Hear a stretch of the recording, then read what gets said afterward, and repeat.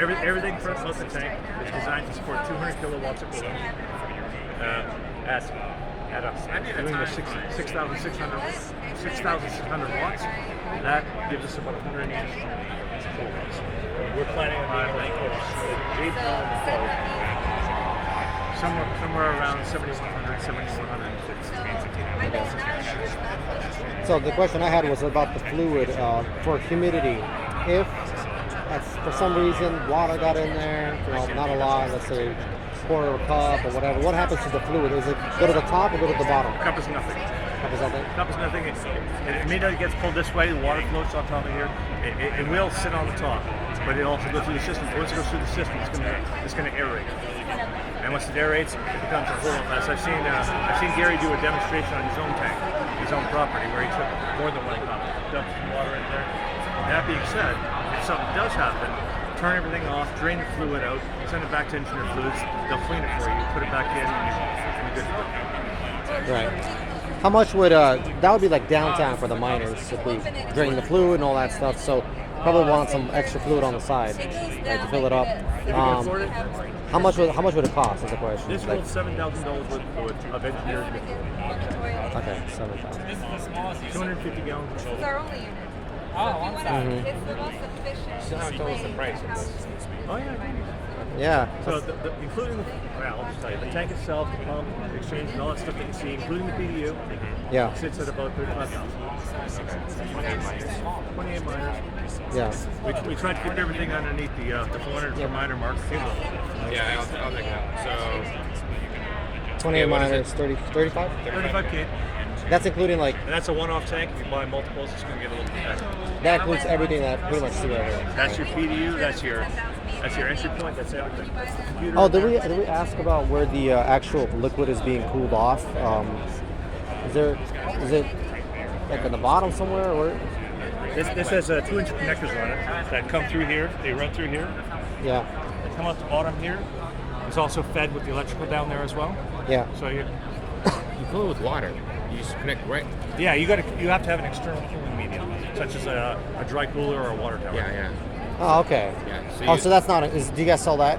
We can do all of it. Yeah. Okay. How much would that also cost? Like an additional? Well, that all depends. That is a variable that is dependent on environment and where you are, time of year, how many tanks you have. All these things are going to come into play. But if you did like one tank like this, this is a 200 kilowatt tank. You're looking at about $14,000 for a water tower. Okay. So roughly about 50K probably for everything. Yeah, you're in a good shape at 50 to 60K. Okay. Is there a warranty on these? The tank and stuff, everything you see here, the fluid, the PDU, the warranty, there's also some planning, and even some of the But you're going to be saving money versus help you use, you don't have any Yeah, it's more efficient. Yeah, because it's more efficient, but this unit, so using this unit versus using 28 air miners, it's a 10% drop in energy. It's a full service turnkey. We even have the option for one customer that we've got already, where we even have people on site for managing the building, the staff on site, and everything else. Yeah. All right, and then for another time, we can repeat just for the YouTube guys. So you can run 28 S19s overclocked to 170 terahashes, right? They're running about like 5,600 watts, right? 6,600. 6,600 watts. Yeah. Okay. To get an idea if anyone is interested in getting one of these. It's a real nice setup. I like it. My favorite part, the $5 piece. The drip tray. Oh yeah. $5 allows you to take your miner out of there, put it on top of there, drip dries, nothing coming out of the tank. You don't want to waste $7,000 in fluid. So I don't know how many times I've taken something on, I've dripped it on the floor, you wipe it on the floor, you get it on your clothes. You pull on the handle, you pull it out, you put it on there, you let it drip dry. So this has no problem moving. I mean, this is a one-directional, I'm assuming, right? One-directional. That's right. Okay, so there's no problem with the heat transferring from that side. By the time it gets here, it doesn't like heat up with everything else. That unit is within 1 to 2 degrees of that unit there, all the time, all That's nice. at 170. That's Our magic lies in the bottom half, where every single part of this tank has the exact same flow. It's incredibly laminar.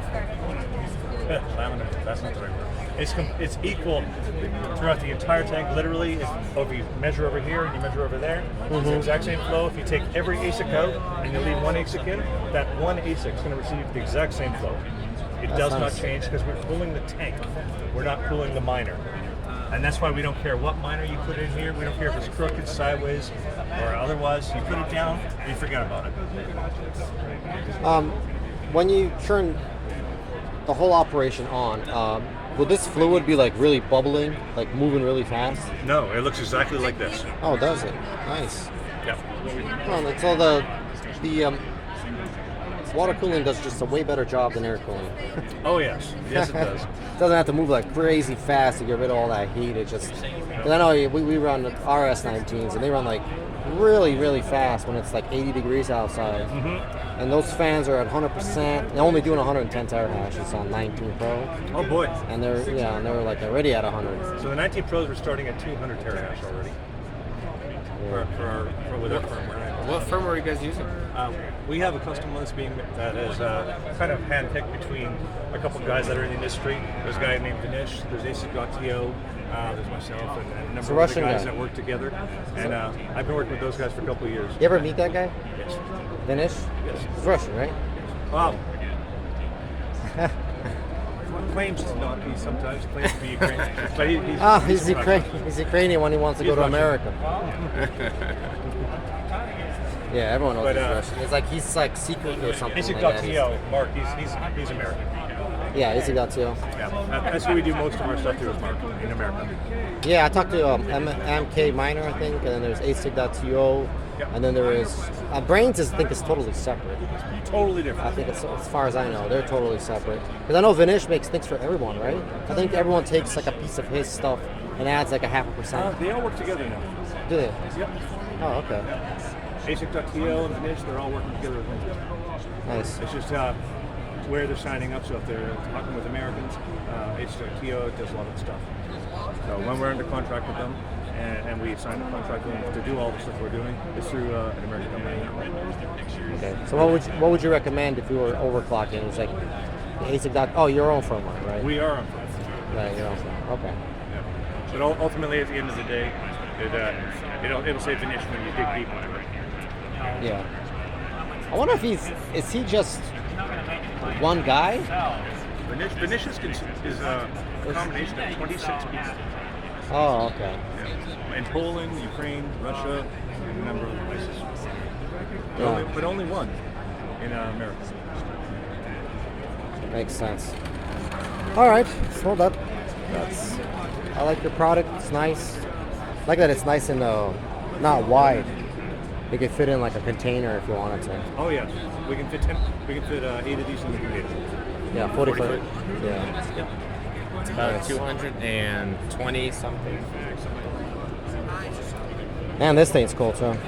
So if you had one of these, you would what would this show? Like the temperature of the liquid, or? Yep. Pump flow, temperature of the pump, how many gallons per hour, all that sort of stuff.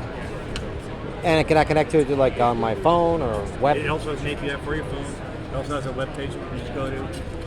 Like I said, if it heats up, the colors will turn orange, they'll turn red, they'll flash when it's red, they'll start sending alerts to your cell phone, through email, all that sort of stuff.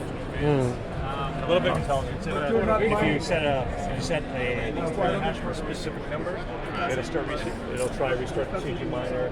If certain things don't fix that and it's not in there, it'll send an alert to say, hey, this one's doing this. Do you want to do anything about it? Yeah. So 30 amps per each miner. Yes, 30 amps shared. The 200 kilowatt is a 40 amp share.